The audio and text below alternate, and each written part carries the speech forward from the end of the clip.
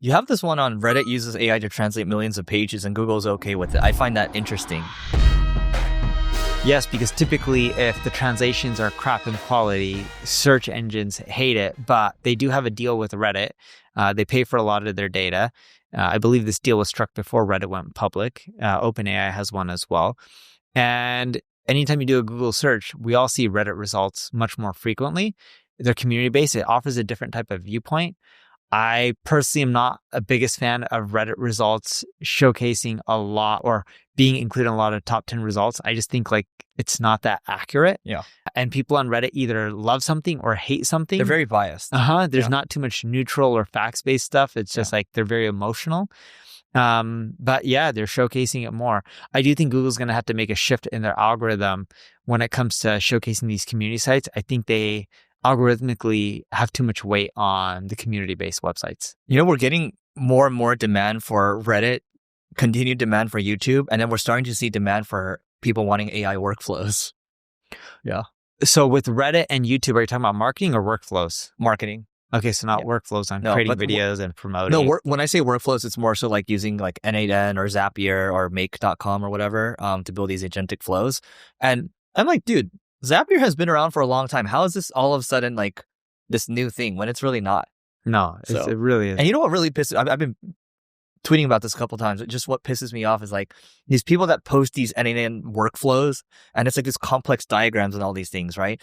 And they end up getting a ton of engagement, but then like you have to comment to get access or whatever, and then it's like then end up selling you a course. It just makes the AI space look bad. Yeah. But I do think it's valuable that if you can find great people to help you with these agentic workflows, someone like you or me can spec it out, like take it from 0 to 1, and then they can take it from 1 to 10. I think that's a valuable role to hire for in the near future. Yeah. Yeah. But that's interesting. And isn't a lot of your content, it's translated, right? Yes, on 𝗔𝗕𝗢𝗪𝗏𝗏.com. And then we have been using AI to help translate, but we have humans review and adjust. And I'm telling you, the amount of adjustments they make is ridiculous. Too many. Yeah. It helps us save time. But if it would have taken them 2 hours, it takes them roughly an hour now. Dude, speaking of translations, I was talking to our mutual friends yesterday about how we're effectively recruiting offshore using AI. So obviously there are a lot of agencies out there that recruit from LATAM, for example, right? Or Europe, for example. Mm-hmm. And so we use Lindy.ai, and Lindy.ai will find people that have 2 promotions, and then you can say from LATAM, these LATAM countries, from agencies that have more than 200 people, and it'll make an entire list, and then you have a human in the loop that can just double check, or you can have a machine double check. You can use like Manus or something, follow one of your looms, and the Manus will watch your loom and just log into your LinkedIn and just follow your process, right? Or you can have a recruiter do it. And so that's one thing that's been helpful, but 𝗧𝗓𝗏.com is also great for this too, because people use Clay typically for sales lead gen, right? But you can use it for recruiting lead gen too. And Clay has some pretty good filters where you can set it to find all people in LATAM, and then you can set it to have like one personalized message. It'll scan their LinkedIn and have OpenAI come up with like a personalized message, and it'll find their personal email too, in addition to their LinkedIn, and you can just hit these people up. But I look at recruiting from LATAM, and you already have a good amount of people in LATAM, right? Yeah. I'm like, these people work extremely hard. Some of these people are very AI forward too. And you can find, just like in America, it's most situations are diamonds in the rough. There's a lot of diamonds in the rough, especially in LATAM. There is. I would say there's a lot of diamonds in the rough everywhere. Yeah. You just got to really search for it. It's also, do people's culture align with your company's culture? Because if it does, they're much more likely to work hard versus if they're just for a paycheck. You know who said Steve Jobs said this? Steve Jobs said that he's found I'm paraphrasing, he's found in his entire lifetime, you cannot get someone to work hard who doesn't want to work hard. Yeah. And that's true. I agree with that. But like, it's interesting, like earlier in our careers, it's like, I couldn't fathom why people wouldn't want to work as hard. Yes. Because it's like the obvious thing to do.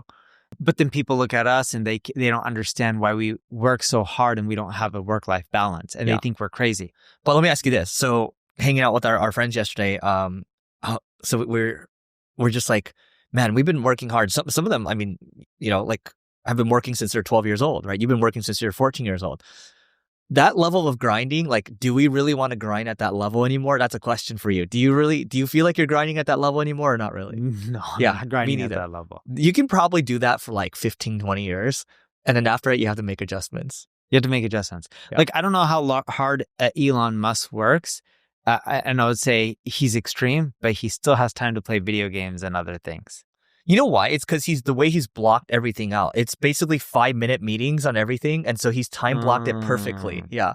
And so that's why he has time to play a lot of Diablo. Yeah. And plus, like, you look, what's a lot? Like 30 minutes a day? I'm talking like probably 10 hours. A day? Hours. Yeah. Like he's probably playing like a 10-hour, 12-hour session. Yeah. It might only be once a week. Seriously? Yeah. Dude, I used to play, no joke, 12 to 14 hours a day, the games I played. But it's a video game. Is that addicting? Yeah, because you feel like, okay, when you're young, you're 12 years old, 13 years, you have nothing going on. But in there, you're somebody. You're part of the most elite team. You're needed, right? And it feels good, right? You get the dopamine hit. So that's my purpose. And so why wouldn't I spend all my time on it? Versus starting a business. You started a business at 12, 14 years old. That was your purpose, wasn't it?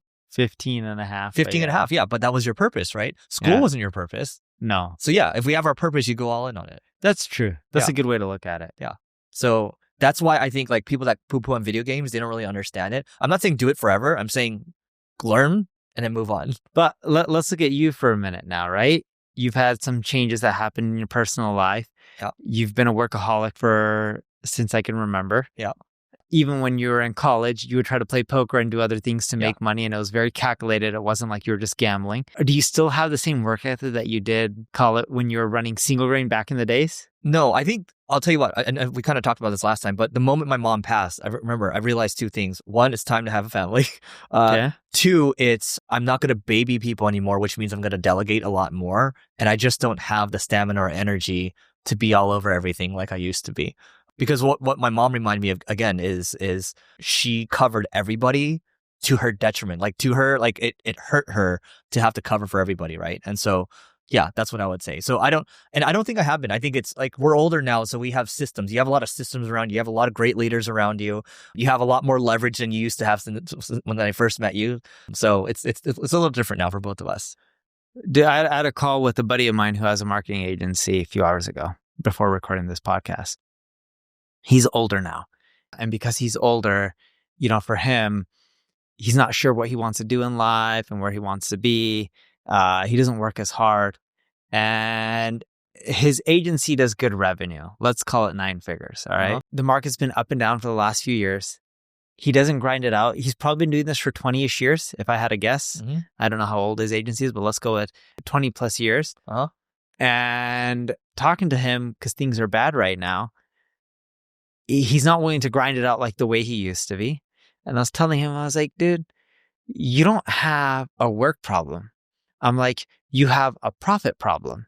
He's like, what do you mean? I'm like, you're talking about, you just can't have it in you to work really hard to, focus on the business to make it grow 30% year over year. I'm like, some things just aren't in your control because the economy is just bad.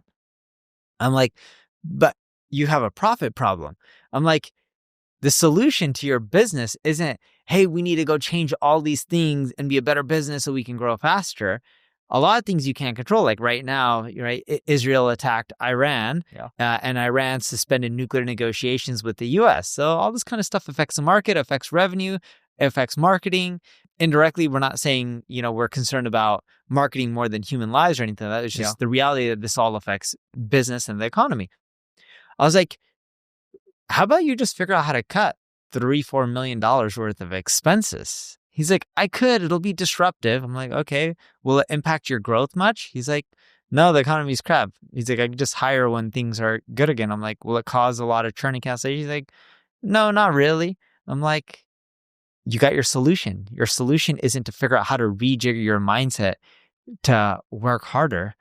He's older. He has kids. One of his kids is getting ready to have another kid. So he's going to be a grandparent. So this guy's like 50s, 60s? 60s. I don't know the exact age. Yeah. I don't think he's 60. I think he had kids earlier in life. And I was like, dude, it sucks to cut. But if you just cut, you will solve your financial problems. Yeah. Imagine just adding $4 more million in profit. It's not a big number for him because he's already he's not highly profitable. His profit wasn't as good as it used to be. But if you cut it, he's like, he's like, my profit would start going back closer to the heydays. I'm like, you can just cut. You don't have to change tons of. But what does that have to do with him working hard? He's trying to he believes the way to fix the business is to like work like he used to when he was 20. Okay, yeah. And I'm like, you're not going to do that. That's just unrealistic. Yeah. The real solution is you just cut the fat. Yeah, things change. They call it the four burner theories, right? You have family, you have work, you have friends, and then I think you What's have the fourth one? I think it's marriage, your wife, your spouse, I think. But my point is, there's different when you have. It's like a stove, right? Like you can probably only have one or two at the same time, but you can't have all four on maximum fires. You know what I mean? So in our 20s, maybe you're firing on work all the way, and you sacrifice maybe your friends and partying. Family, friends, health, and work. Okay, health, yeah. So like, I'm pretty focused on. I would say I've been focused on health, right? You would say health and work mostly, Yes. right? And now it flips. It's like, okay, well, probably need to start focusing on family more. Okay, that means some areas need to tone down, right? So does that mean the burners are not all going on at the same time, or they're you can down only get lower? like one or two, yeah. And you can get one or two like very high, but or you can kind of try to balance it a little bit. But if you try to balance it, you're how well are you going to do? And anything, right? It's hard. Yeah. So I think for you right now, it's probably more. You correct me if I'm wrong here, but I think family is a big focus for you. Yeah. Right. I would say health you do pretty well. I would say work is still pretty big, but if your friends and work kind of go together. So because most of my friends are work friends. Yeah. So what would you say are my two burners then, if you had to pick? Well, you mean the ones that you're sacrificing? No, the ones that I'm focused on. If I only could pick two, because you're saying you should only So I still think work's there. Okay. And I think you try to keep family there. Yeah. I would agree with you. Yeah. I don't focus on health too much. Yeah. You do it to maintain. Yeah. Yes, I do to maintain. Yeah. And when I look at friends, I honestly don't have that many friends. I can count them like on two hands easily. Yeah. I hang out with you more than most people. This podcast helps because we record it. Yeah. But like, I honestly don't hang out with that many people. I actually see you more than anyone else. But you know what? You'd be surprised. It's true. But like, I don't say, hopefully your parents last forever, right? But at some point they're going to have to pass, right? But I think what will be heartwarming is you realize that what was heartwarming for me, the moment my mom went is like fucking 200 messages, right? And like all these flowers and snacks and things, right? Yeah. Snacks are the way to go, by the way, guys. Flowers are a pain in the butt, but because you have to like rewater it and stuff and change the water, right? But anyway, I'm grateful for it. But my point is, because you help so many people in business, you don't realize how many people you impacted until a moment like that happens. And so I think you probably have more friends than you realize. Yeah. That's my point. No, I totally agree. I do have a lot of friends. I just don't communicate with them as often. Yeah. Interesting enough, when your mom passed, my kids wanted to go get flowers. Yeah. Okay. So we tried explaining to our children, because I'm going to a funeral soon. Yeah. And my kids want to go to the grocery store to get you flowers that's cute. And ask you questions. So we didn't let them do it. I would have been down. No, but the questions were not appropriate. It's okay. Like, why did she die? Like, right? Straight up. I would have asked questions like that. Yeah. And then they're just like, what happens when your mom goes? How are you feeling? Like, it was just... She ain't gonna come back. Yeah. No, but like, it was just inappropriate questions. Yeah. And then my kids were like, why can't we ask him these questions? Yeah. And then they were starting to say like, they were starting to ask about your dad and if he's... And I'm like, no, this is not appropriate. I would have been down. No, but it just wasn't. So they can come to the funeral too if they want. It was just... My friends are bringing their kids. We're just like, my kids will just ask inappropriate questions. It's fine.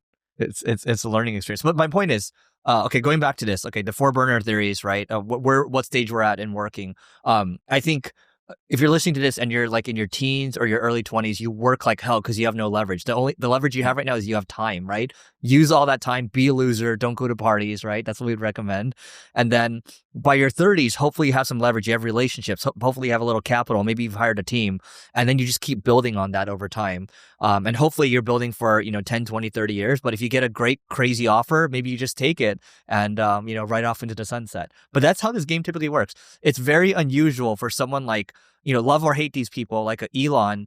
Like, Elon doesn't have to work. And then love or hate Trump, like, he doesn't need to work, right? Same with Zuck. Yeah, Zuck doesn't need to work. Even though he's obsessed about work, he can't be working as hard as he used to because he has time to like do MMA for a long time. Yeah, not M&A, guys. MMA. MMA. He tore his ACL doing that. Yeah.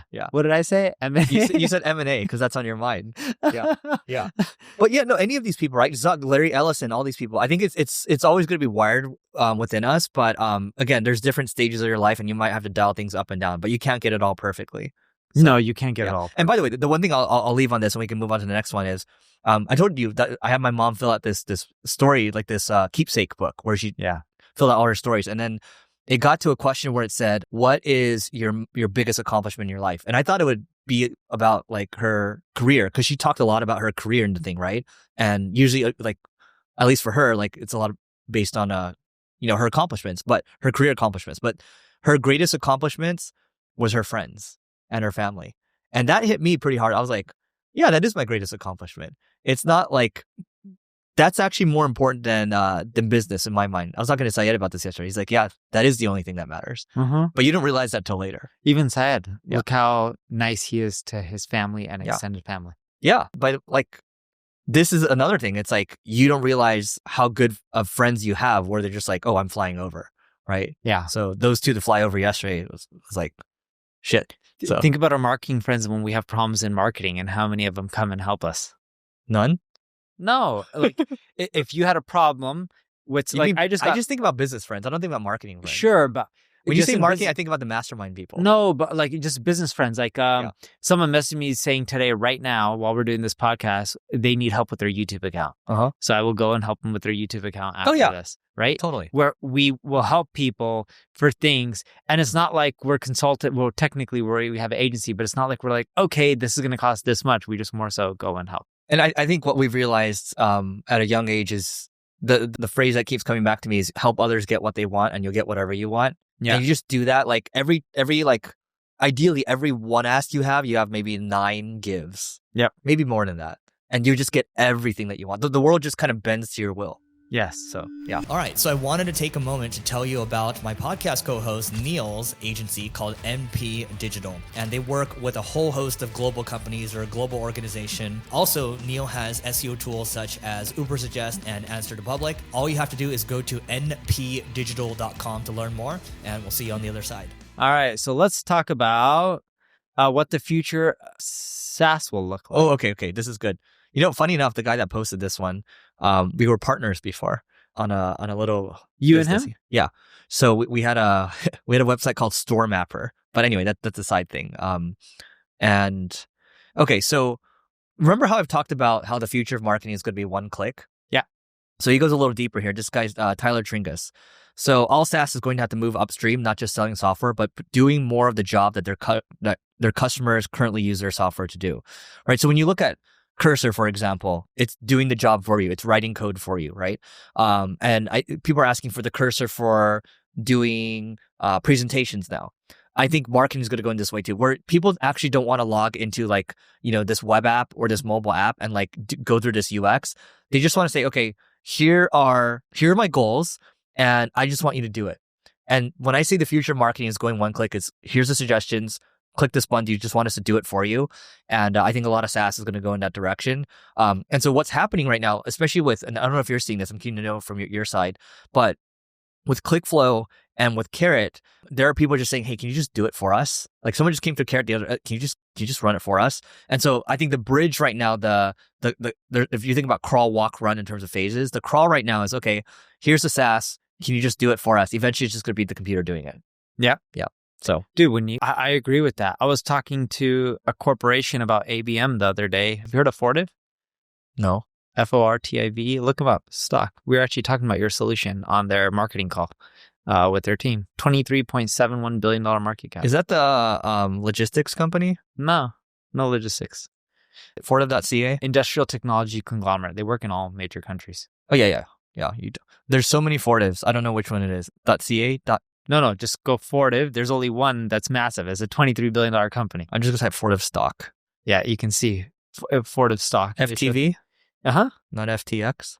No, it's a big corporation. Okay. Yeah. Fortive. Annual revenue, $6.23 billion. Wow. But we were talking about ABM on our call, and we were talking about your solution to the marketing department, right? They centralize things and they tend to have like a virtual event or in-person event each year. And we've been working with them for a long time. But going back to ABM, you're so right. When you look at these marketing solutions, they tend to be reporting. Yeah. And if you look at like the growth of Cursor and a few of these AI-based technology companies, the reason they grow so fast isn't the marketing. It's because the software is helping you just do a lot more things efficiently and it saves a lot of money. Yep. So it's just growing virally. And that's what people are expecting in marketing, in which like they want to be able to click buttons and things just happen from. And your product, your SaaS would just grow more virally. Hard to do though. Yeah. And marketing changes so quickly too. Like coding is a little more like it takes longer to evolve. With marketing, the tactics change so quickly. So you have to be, the product iteration cycles are a lot faster.